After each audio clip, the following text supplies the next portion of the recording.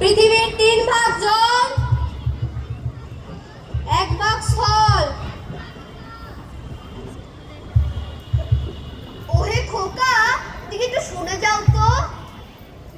কে হে পড়ার সময় ডাকাডাকি করতে এছো? ও, আমি মনে করছিলাম পাড়ার কোন ছোকরা বুঝি। আপনার কি দরকার? ভাগ্যে জল তেষ্টায় বড় কষ্ট পাচ্ছি, কিন্তু কেউ জলের খবর বলতে পারলে না। কেউ বলতে পারলো না? আসুন আসুন, কি খবর চান, কি জানতে চান বলুন দেখি। সব আমায় জিজ্ঞেস করুন, আমি বলে দিচ্ছি। কি বলছিলেন? জলের কথা জিজ্ঞেস করছিলেন না? ভাগ্যে হ্যাঁ, সেই সকাল থেকে হাঁটতে হাঁটতে আসছি। আহা, কি উৎসাহ! শুনেও সুখ হয়। এরকম জানবার আকাঙ্ক্ষা কজনের আছে বলুন তো? বসুন বসুন।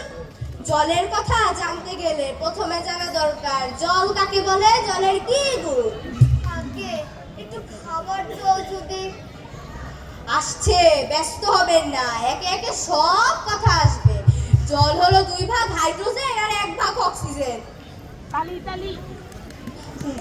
মরেছে। না না, বলতে কেন, শুনুন শুনুন।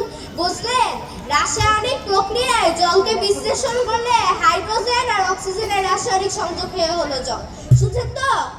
ভাগ্যে হ্যাঁ, সব শুনছি। তুই একটু খাবার জল যদি দেন তাহলে তো আরো মন দিয়ে শুনতে পারি। বেশ তো, তাহলে খাবার জলের কথাই নেওয়া যাক না। খাবার জল কাকে বলে?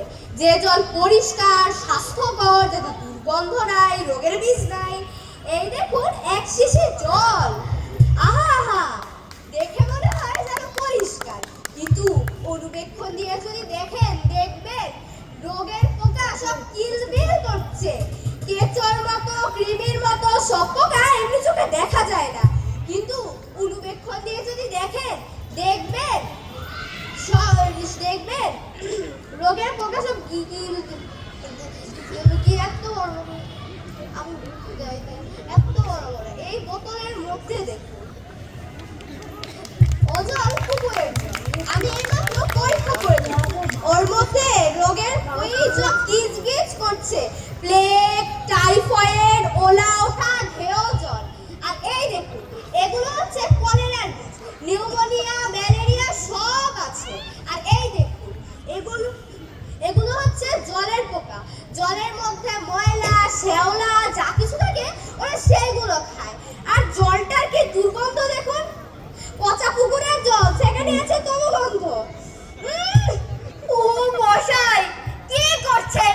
আমার এসব জানবার দরকার নেই। খুব দরকার আছে, এসব জানতে হয়, অত্যন্ত দরকারি কথা। দেখেছেন, ওসব জানতে হয়, অনেক দরকারি। হোক দরকারি, আমি এসব জানতে চাই না।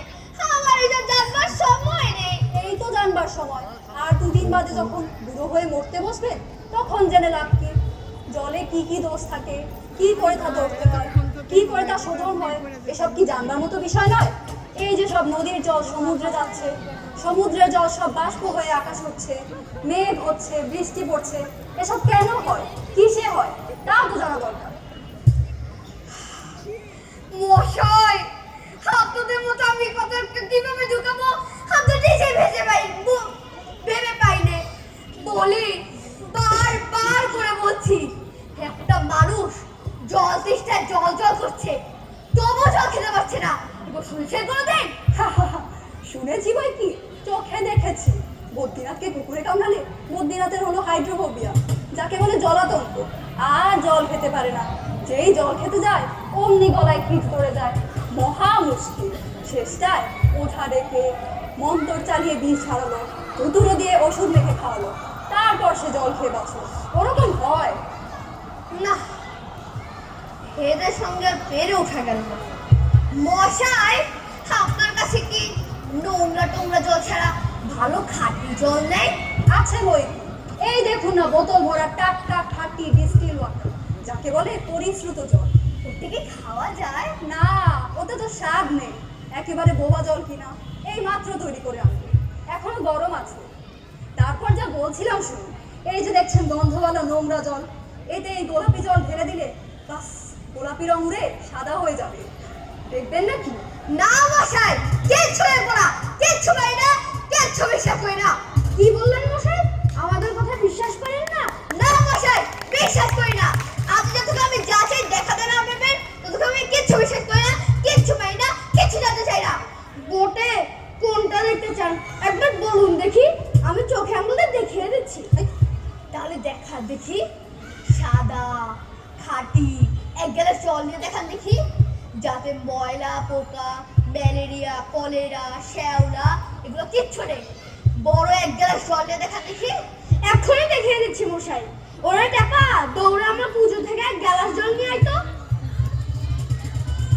নিয়ে আসো, তারপর দেখিয়ে দিচ্ছি এই জলে কি রকম হয়, এই নোংরা জলে কি তফাৎ হয়, সব আমি এক্সপেরিমেন্ট করে দেখিয়ে দিচ্ছি। ওরে টাকা, তাড়াতাড়ি আয়।